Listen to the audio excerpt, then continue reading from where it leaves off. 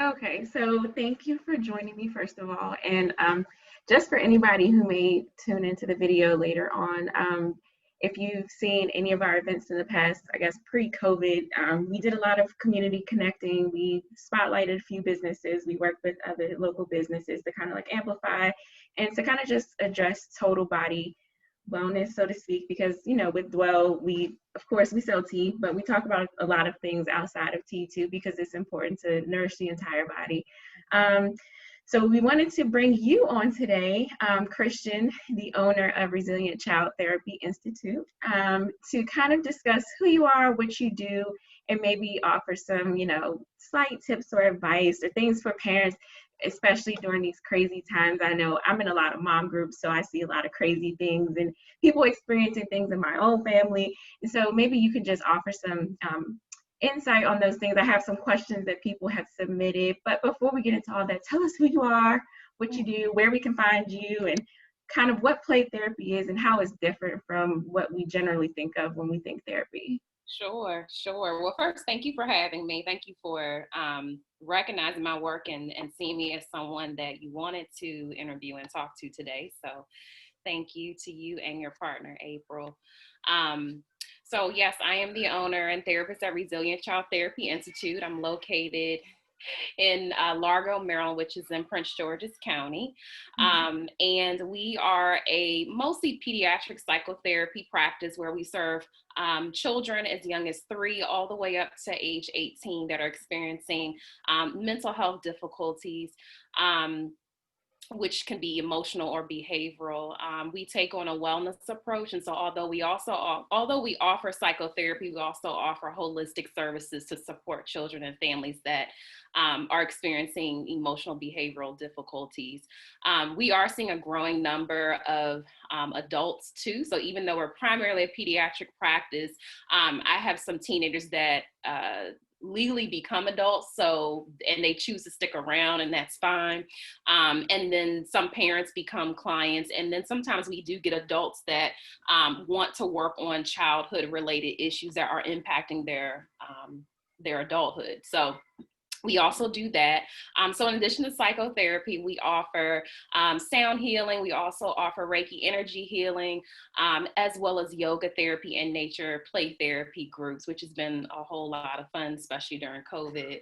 Trying to think what else you had asked me. Where to find me. So I'm on social media. You can find me on either Facebook or Instagram at Resilient Child Therapy. We share lots of information via social media because sometimes, we also recognize not everyone is able to access our services, whether it's, fear of coming to therapy or if it's just, just having the means to do it. So we also like to provide information via social media. And we also have a newsletter. So that's how you can find us. Okay, so you did mention one thing, and I've seen a post recently about your outdoor nature play therapy sessions. Is that something you started new because of COVID, or something you've always wanted to do and just so happened to coincide with everything shutting down, basically? A mix of both. So it was just, I've always wanted to do something that was outside of the therapy walls. Like I'm always about just like making therapy creative and fun and exciting for children and families, particularly children and families of color. And it just so happened, I was like, you know what? Kids aren't outside. They're not around peers right now. Nature is healing. And I was just like, let's just do a nature play therapy group right now. Let's see how it goes. And it's been pretty popular to the point that like the kids are like, can we do like a winter one in the snow? And I'm like, we'll see y'all in the spring. So so it has been very popular. It's been very fun. It's been therapeutic for me. So it was a mixture of just having an interest in nature play therapy, and then it coincided with kids just needing to be outdoors and around their peers. So a little both. Okay, and I can definitely relate to that because it's funny. I've told several people that throughout this whole year, I think it's the most time I've ever spent outside as an adult, because I was kind of forced to be outside, and I was like, why didn't I ever do this before? Like, I actually my husband joked with me a lot. He's like, "You going outside? No shoes on?" I'm like, "Yeah, why not?" And I had to do this whole explaining thing because nobody got it because I'm not an outdoor person. But I think it's because I was used to being so busy that I never took the time to actually enjoy outside. So when I saw you were offering those groups, I actually shared it. I think I know a couple people who may have took you up on it. Oh, But good. I definitely heard really awesome things about it. So I think that's really, really cool because I mean, when you think therapy and children, people are always, that I've seen anyway, apprehensive about putting their kids in therapy, and then they might get labeled a certain way. And I mean, we do it as adults. So I think did have a couple questions that people responded to because I did open it up to see if anybody had questions or things they wanted to see us talk about. But I think for April and I, one of the reasons why we wanted to have the conversation is because we're in quite a few mom groups online and around us and things, and we see a lot of discussion around children and how they're behaving because they're home, school's canceled, they can't see friends, or maybe they're seeing a limited amount of their friends based on their parents' decision or whatever their family has decided. And we hear a lot of things thrown around like, well, they'll be all right, better safe than sorry, or it's just one event, you'll have other chances later, or things like that. And I think that's kind of what sparked our desire to have a conversation around it, because I mean, as adults, I feel like I talk to April a lot about not even being able to process my own feelings and handle my own feelings. And it's like, how do I expect my 5-year-old to understand when I don't even understand? So I don't know if you had any ideas or suggestions on when you do see your children say things like, I can't, I don't like life, or I hate life. I mean, I've heard people say to me their kids are just so frustrated, they don't get it. If there were ways that parents could kind of, or conversation starters or ways to open conversation in a healthy way, so that we're not being dismissive to our kids when they're experiencing all the things that they're experiencing. I don't know, maybe 1 or 2 ways that they could open that up so that they're willing to talk to them. Because I did get a direct question. Let me see what it says. It says, what are conversation starters or ways to encourage my 9-year-old to open up about their true emotions during this time? Because they feel like their child is very closed in and shutting themselves off because, all the things. Yeah, absolutely. Well, first, this time we're all experiencing collective trauma around this. It was just so abrupt. Kids were abruptly taken out of schools, taken out of their extracurricular activities. Many of them haven't seen their friends in person since February, March. And so there's a form of grief that's happening for our little people. And no matter how old they are, their feelings still matter. They're still valid. And so it's really important, I think, for parents to acknowledge the experience, just like we would want someone to acknowledge our emotions when we're feeling a certain type of way. And so, if a kid is frustrated and they mention I'm really sad that I can't go to karate anymore, or that I have to wear this mask, I think it's okay to just acknowledge that. It's not fun having to wear a mask. It's not cool not being able to see your friends or to go to your soccer practice anymore, to be in school and to sit at a desk. I think it's important to always just acknowledge. And then if you have a kid that's not as verbally expressive, sometimes you can tell that there is something going on mental health related when you notice a shift in their behaviors in general. So are they more needy of you? Because that's happening quite a bit. Kids are more needy of their parents because parents are being stretched and wearing so many different hats. And so there may be a reduction in how much time parents are spending with their kids. And so kids may be more needy. You may be seeing more tantrums. You may see kids more isolated into themselves. You might also be seeing a change in their sleep patterns and their eating habits. And so if you're noticing those changes, create opportunities just to ask how they're doing. And so, do you sit down and have dinner as a family? That could be an opportunity to have open dialogue. Does your kid enjoy playing video games? Sit and play video games with your kids and use that as an opportunity to have conversation with them. Riding in the car, if you have a teenager, riding in the car. And because they're also kids, including my 2-year-old, they're so, they know how to use technology better than us. And so that can also be a great way to initiate conversation. Some teens are better at interacting with their parents via text message. So I say any door you can enter in terms of having a conversation do that. Be creative in doing that, and always acknowledge how they feel, because this isn't abrupt shift for them as well. And so there is a bit of grief that's happening, almost like losing a loved one. It's losing your formal way of living as a kid that they're also experiencing. I think that's a good point too, because I actually know someone who used that example of connecting with them via ways that are kind of like on their level. Because I think that I know sometimes as parents, we want to just be able to sit down and look at them and talk to them, expect them to just like blurt it all out. But I know I've heard of an example of someone telling me that their son always plays video games and the dad's not into video games. He said that he actually forced himself to sit down and play the game, even if it's ridiculous as he felt it was. And he noticed that it really did shift the kind of like the momentum, in their relationship. So I'm glad you pointed that out, because I do think that's super important, because we are pulled in so many different directions, and sometimes at the end of the day, we don't want to, after we're done doing all the things and checking all the boxes, we definitely don't want to sit down and play video games. But I mean, like you said, we kind of have to do that. So I'm glad you brought that up. That was a good point. Yeah, I mean, just like any relationship we have, you know, when I talk to parents about how to engage in a relationship with their child, or how therapy works with a child, I'm, you know, talking about play therapy, and I could share some info about that. You know, any relationship we have as an adult, if it's an important relationship, we spend time getting to know that person. We spend time getting to know their interests, their hobbies. And then from there, like, we develop the relationship. The same is so with our children. You know, we have to identify, like, you know, what are my kids' interests? What are they into now? And how can I use that as a way to just sort of enter in and get to know them?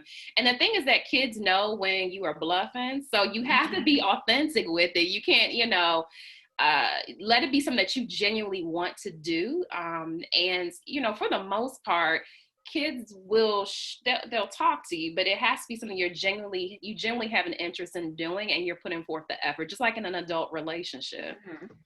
Yeah, that's true too. That's definitely true. And you know how they say when you get married, you never stop dating your spouse or whatever. Right. The same applies. I mean, relationship, I feel like relationship, not goals, but like theory, whatever you want to call it, like all that stuff, rules, rules, like it translates from relationship to relationship. So yeah, definitely. Because I mean, especially with kids, because they grow so fast and they change so fast. They do. You got to keep up. Right. That's right. Their interests change, and so it requires us as parents to always stay in the loop. Right. Always. Yeah. Let's see. What's another question?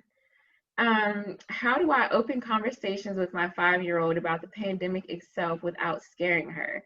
I think a couple people responded with that, like how young is too young to talk to the kids about what's going on. I mean, some people's kids are more exposed to the news and, you know, conversation that they hear around them at home versus some that don't hear any of that.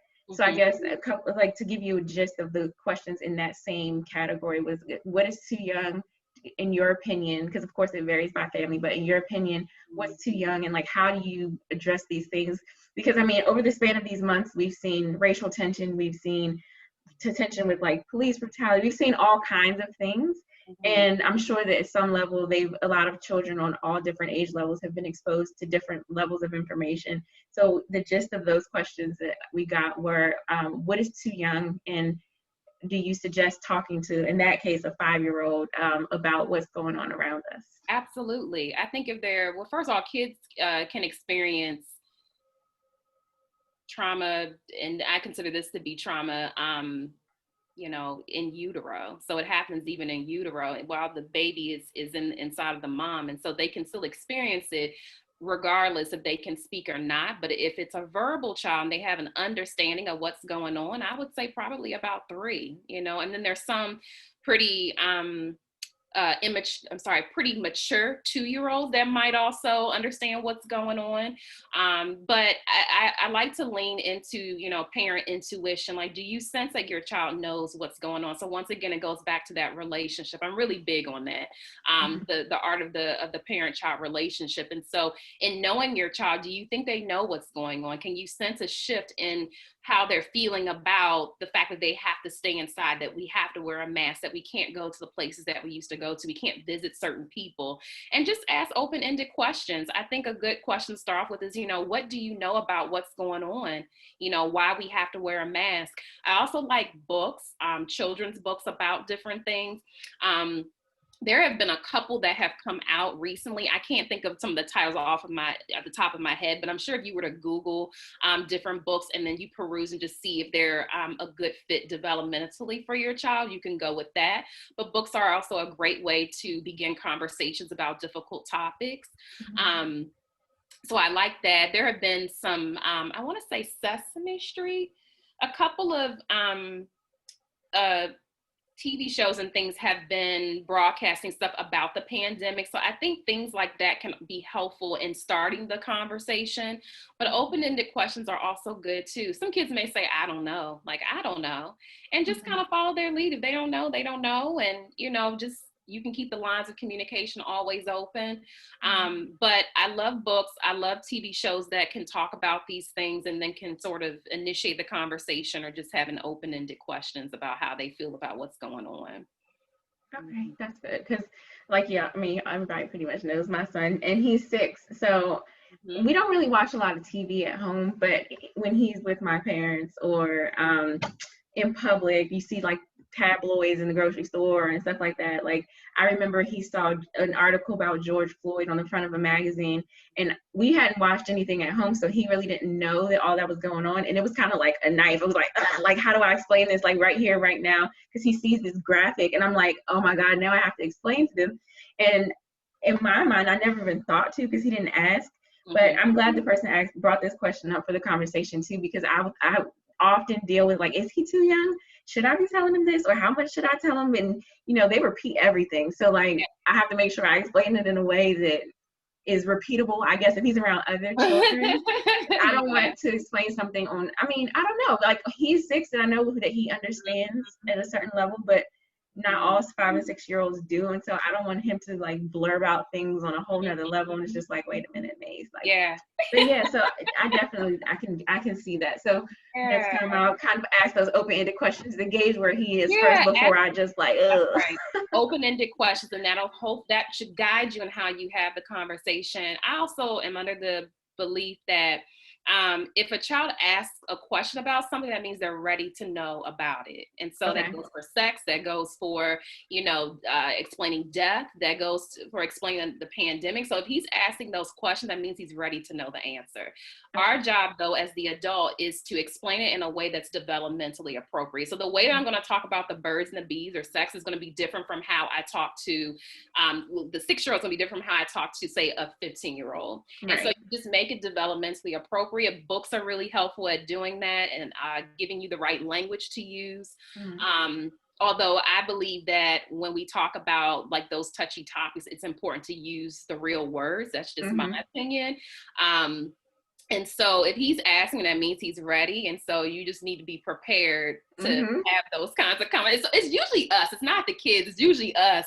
And because they're just, for the most part, kids are very resilient. They just roll with things. They roll with things. As long as there is support in their environment, they're going to do well. They're going to be fine. Yeah, I definitely think so, because I remember when death came up through this whole period, I was kind of scared about discussing that with him, even because I'm as adults, we can be so scared of it, and even discussing it, you're planning for future years and stuff, and we don't want to talk about it. But with him, it was kind of he brought it up, and I'm like, okay, it wasn't so bad. So yeah, definitely, it can definitely be scary at first though, because it's wait a minute, how do I explain this? But you're so right. I always joke with my husband, I swear he's been here before, or she's been here before, kind of thing, because how do you know that? How are you this cool with everything? How? And I think that it's good to keep that in mind, because we probably put walls up ourselves and block the communication from happening because we're so scared, when really they're come on, come with it, talk to me. So yeah. And if we don't have the conversation, they themselves are going to find out on their own. And that's, then we get worried. It's well, what are they looking for online? But if we just give them that information, right, we just got to be ready for it. That's one thing I think my mom has told me too. If you want your child to know a certain thing or be taught a certain way, then you be the one to teach them, because the correct bad behavior, or not bad behavior, but like things that they've learned that may not align with what we believe at home. She's That's like, you want to, home to be the place where they kind of like learn all that stuff and hear things first, I guess. right. That's right. Yeah, that was good. Let's see.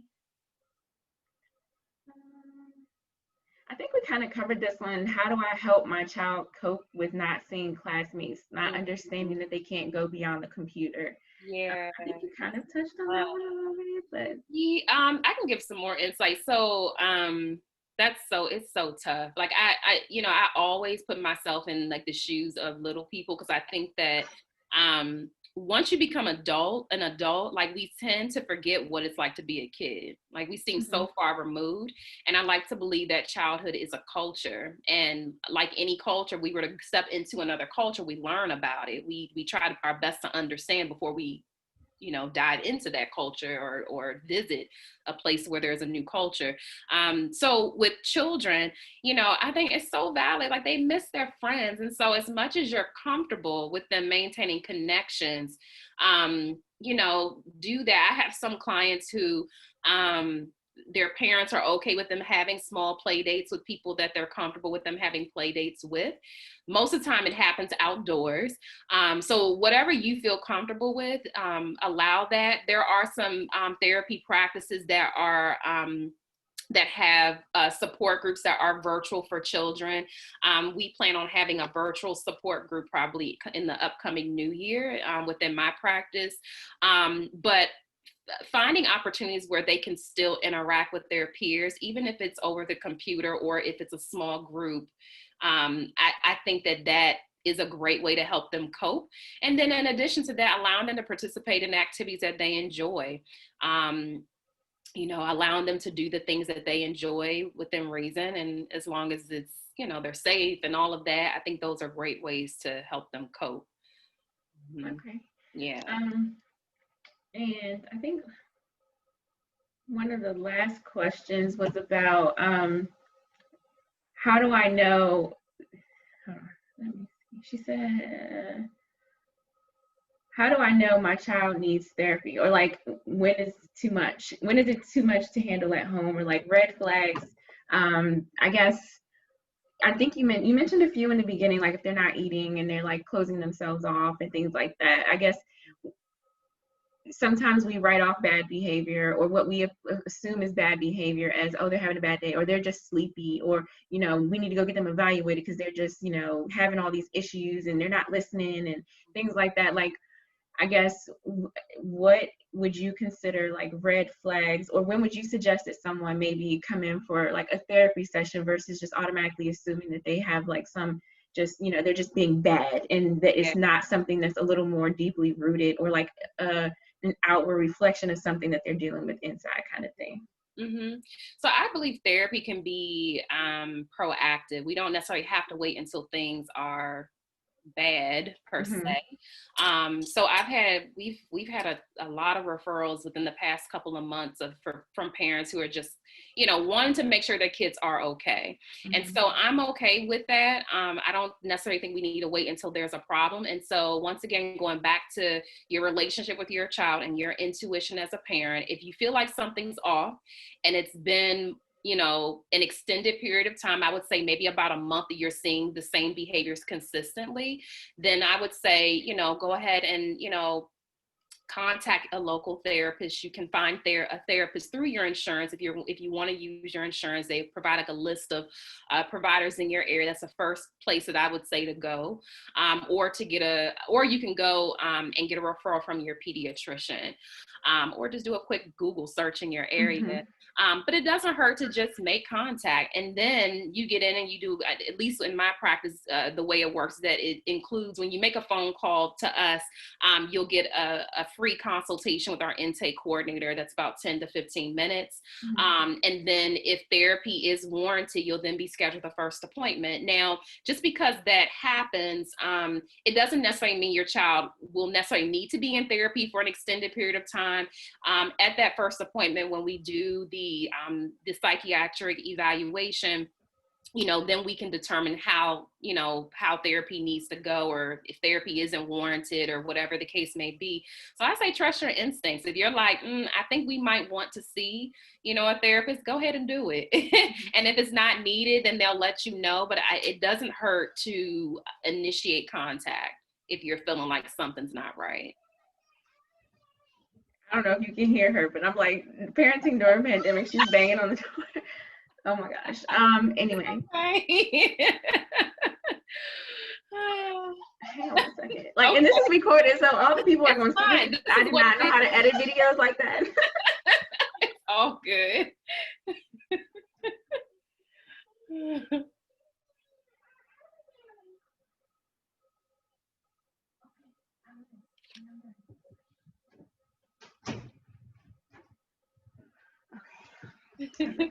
Of course.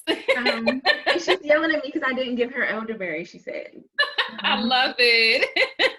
Every day she checks me and I'm like, you gotta stop. Really, it's not juice, like it's not candy, but she asks me for it every single morning. Like, that is funny. Okay. Anyway, so yeah, I think that that's a good point too, because we don't want to extend or prolong, getting therapy. Even when I used to work in healthcare kind of thing, like I worked for a physical therapy chiropractic clinic, and we used to always tell people, don't wait until it's unbearable or it's hindering some other, part of your body, or you're compensating for that pain with another part of the body. So I think it's kind of the same thing, like don't wait until you're not able to function, or they're not able to function, or, Yeah, no, that's what we're here for. We can then assess if it's something more that's going on clinically, or if it isn't. Most kids that have been coming through our doors recently during this pandemic are just adjusting to the shifts with life, and that's not necessarily depression or anxiety or anything like disruptive behavior wise. It's just that they are adjusting to a shift in life, which is causing a shift in their behaviors and in their functioning. And so the fact that many of these parents are taking a proactive approach, we can eliminate the possibility of it turning into like full-blown depression or something like that. That's awesome. That's good. Because I've always had that question too. Like, how do I know if I need to, or, send him, or even myself at that point, for that matter. But yeah, so, and I have one more question. It said, the last question I have, keep it quick, was she wanted to know, what are ways to work on my own patience while dealing with their impatience? I'm still working on that. I think that's a constant, like, that we'll forever be working on that one. That's a moving goalpost. I was going to say, like, that's even without a pandemic, but the pandemic just adds to it. I truly believe in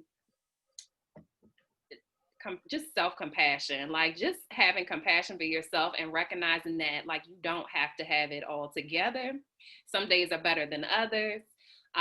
We are, for the first time ever, having to wear multiple hats that we've never had to wear all at the same time. And so sometimes some things are going to lack. There's some days you're not going to be mom of the year. There's some days you may not be spouse or partner of the year. It's just what it is.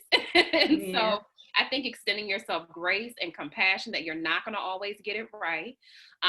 But, how can we put together a plan for yourself so that you're not always on edge with your kids or yourself or others. So one of the things that I could speak for myself is that I try my best to schedule some form of self-care every single day. Even if it means I've got to wake up early before anyone else in my household wakes up, or I do it in the evening. I don't believe in grinding. Like, at a certain point I stop, I don't do work. And, I believe in just spending time with my daughter, like just giving her all of my attention. And that's self-care for me. And so I think just having something like ritualistic that you do every single day, no matter what, can support you to maintain your patience. But there are going to be days when you just ain't got the patience, and that's okay too. Yeah. I think that, in speaking to your point of like spending time with your daughter and giving her all your attention, I think that for me personally, that's something that I had to learn, because I would always try to do so much at one time and all day long. I'm like, I got to do this, I got to do that. And then they want my attention. I'm like, but you got to wait. And I get snappy with them because I'm trying to do all the other things that could really wait. But Yeah. I'm trying to do too many things at once. But I definitely did notice, like, with the outside thing for us, like I would take them outside, leave my phone inside. And it's like, this is us. And then I saw myself becoming more patient and like actually being present with the time that I did spend with them by putting everything else off for the second. Like, it's not that deep. Like, I don't have to be doing 10 things every minute of every day. Because I think that was my problem personally. Like, I would get so frustrated that they wanted my attention while I was doing something else. But really, I just needed to put whatever I was doing down and just give them that time. Because, I mean, it's like you people always say it's quality over quantity kind of thing or whatever. And I hate to sound cliche, but with my kids, it is like that. Like, I could spend 20 good minutes with him and we'll be like good. And then I can go do something else and then I can come back. And in my head, I'm always like, I need to like carve out this whole big gap of time to do this fabulous thing with him. But for real, he just wants me to sit with him for 20 minutes. That's it. So we make it so much harder as the adults. Like, and that even goes back to our, your initial question about how do I support my kid during a pandemic. That's it right there. What you just said, is connecting, connecting with them. Even if for a short amount of time, like that is how you support them during this pandemic. That is how you can figure out how they're doing, is by having this rich relationship, because then you'll be able to intuitively pick up on what is it they need and don't need from you. Right. Or just in general. And so it goes right back to that. And I'm extremely busy, but I wish I could spend more time with my daughter, but when I do spend time with her, like I make it the best, like it's quality. And so, and I'm okay with that. I'm okay with that until she gets older and doesn't want to have anything to do with me, but because when she's a teenager and wants to do her own thing, but yeah, that's it right there. Okay. I think that was the last. Oh, and there was like a sub part of that question. Okay. Should I feel obligated to apologize when I blow my lid? Yeah, I think it's healthy for adults to apologize to children. I think first it shows that we're human, and then second, it also normalizes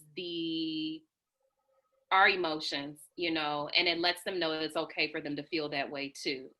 What I've always shared with parents and with children that I work with is that all feelings are okay, even the ones that are considered bad.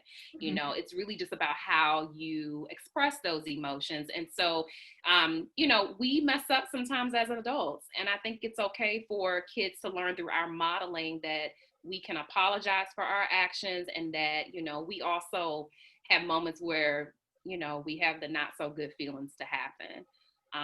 That then teaches them indirectly how to also express their feelings and how to apologize when they don't always come out in the best way. Right. Okay, that's good.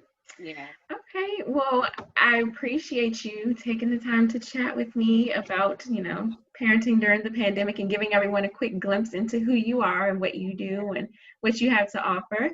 So remind us again where you are, how we can find you, and and if you have any closing remarks or anything else you want to say. All of that good stuff. So so you can find me, Resilient Child Therapy Institute. I have a website, resilientchildtherapy.com. We are once again located in Prince George's County. We're not accepting new clients right now. We'll start accepting new clients again in the new year. But we are always open to working with children and families, both virtually and also in office. But if virtual, it must be residing in the state of Maryland. You can also find me on Instagram or on Facebook at Resilient Child Therapy. And then I also have a personal page that you're welcome to follow me on as well, which is Kristian, KRISTIAN.LCSWC. That's it. And I'll have April, you do her little graphic design thing, and maybe we'll put the link up at the bottom or something like that. We'll figure it out. But we'll post all your information too. So again, we thank you and we wish you all the best and have a good holiday. Thank you, you too. And thank you for the tea. I've been drinking it since it came.